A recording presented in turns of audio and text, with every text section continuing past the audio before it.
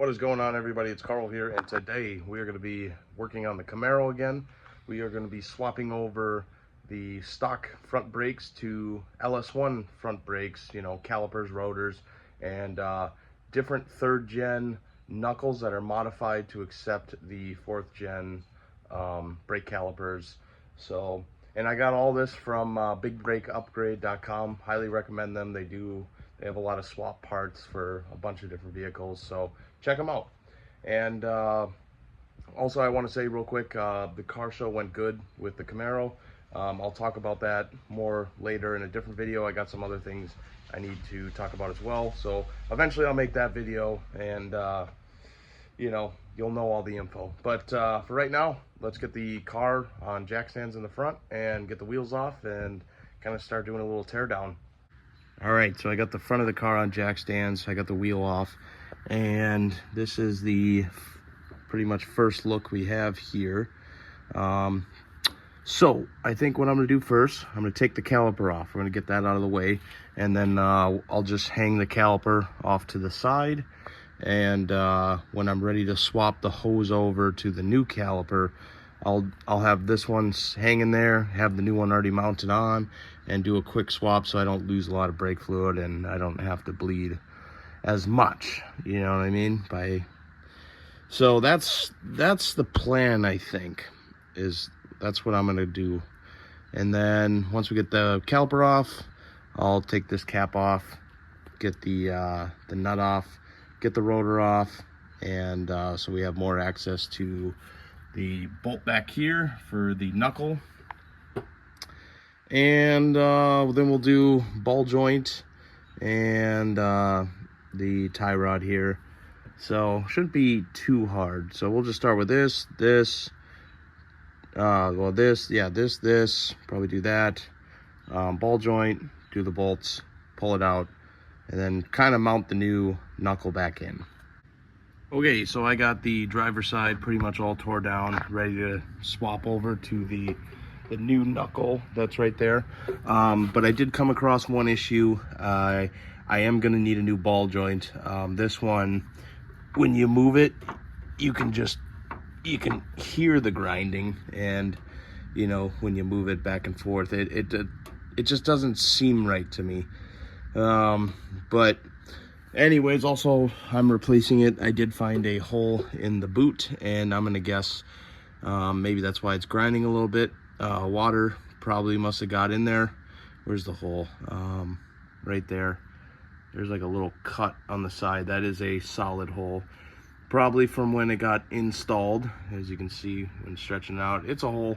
So I'm gonna guess water did get inside there and probably rusted out some of the ball joint, and now it just doesn't seem as smooth as it should, right?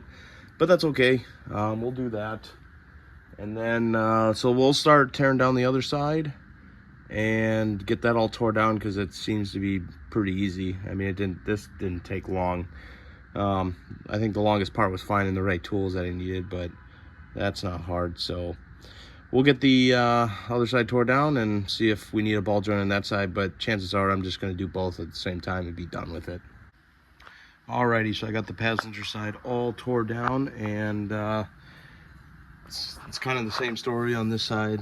Ball joint, you know, it's a little rough, so I think we'll be replacing ball joints. I do got to say though, I replaced these back in 2015, so we got 10 years out of them.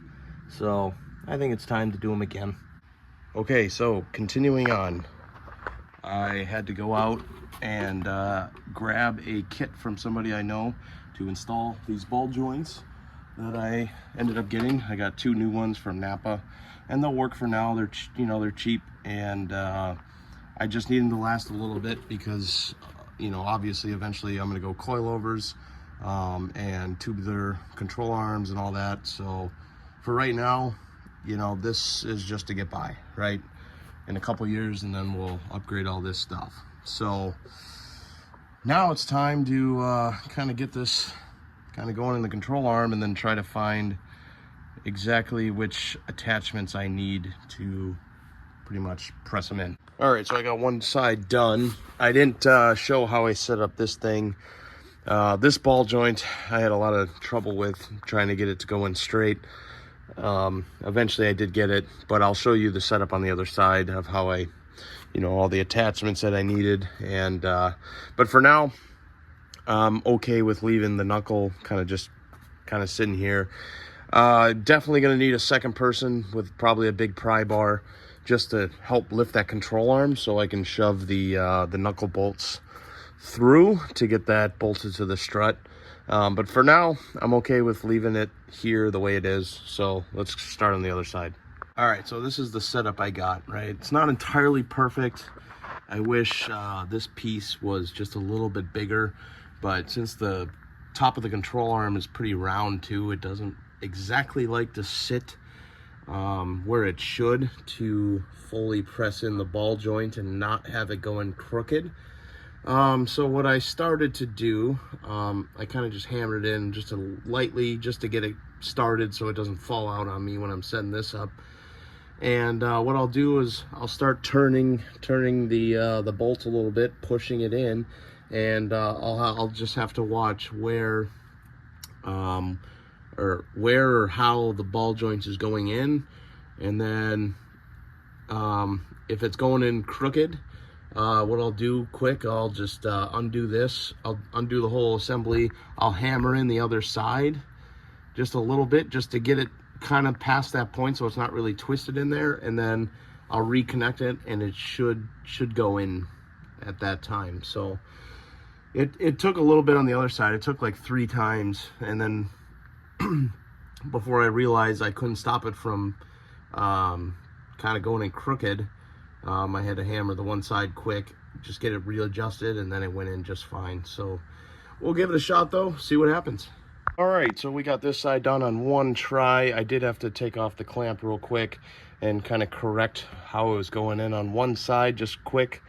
But it went in. I just kept tightening it tire and tire, and then it finally straightened out a little bit. So we should be good to go. And at least the knuckles are just roughed in right now. Again, this side, the spring, man, has way more tension than the other side. So it's definitely going to be tough. I'm definitely going to need some help with a second person to try to get this control arm back up and, bolted to the knuckle.